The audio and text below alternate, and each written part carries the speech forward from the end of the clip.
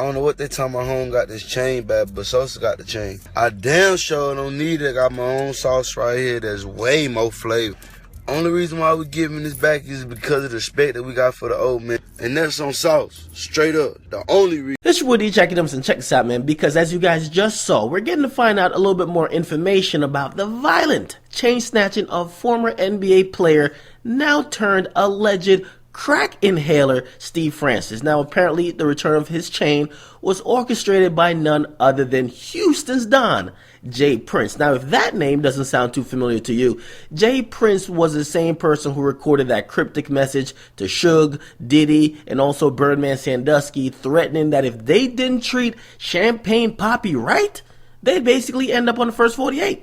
Now, for those who don't know who Jay Prince is, let's get a real quick crash course. Now, he's a CEO of Houston-based label Rap-A-Lot Records, and pretty much he is notorious for being a former manager of Floyd Mayweather Jr. He currently manages another boxer, but just in short, right?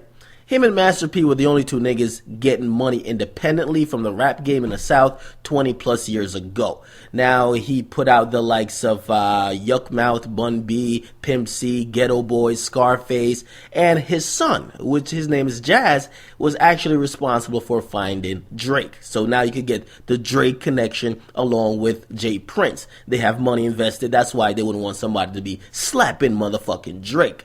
Now, he's notorious for saying, oh yeah. Now, not only that, issuing courtesy motherfucking calls. Apparently, he's done this in the past where he made a couple calls and shit usually gets done. He's one of the most powerful men, at least that's what they're saying, in hip-hop, and he even has alleged ties to Larry Hoover.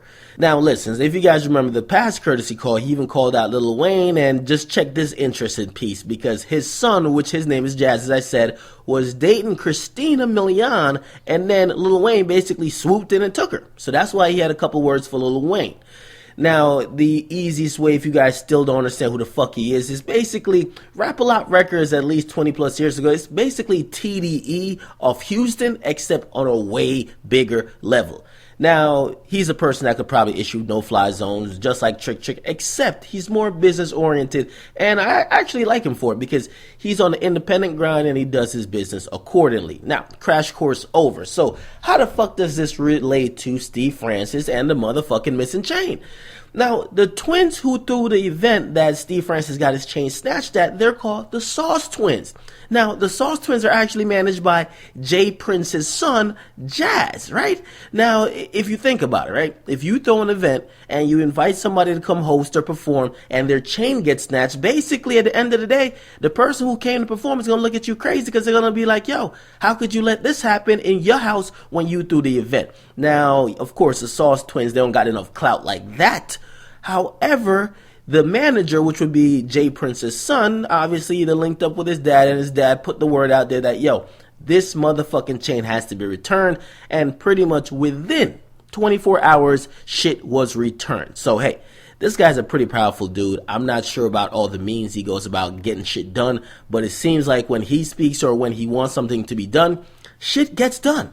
So, hey, what do you guys think about this? Jay Prince's name is coming up once again. And for the people who didn't know who he was, now you could know more about who he is. Check him out. You could also check in the link. There's a couple of interviews that he did in the past.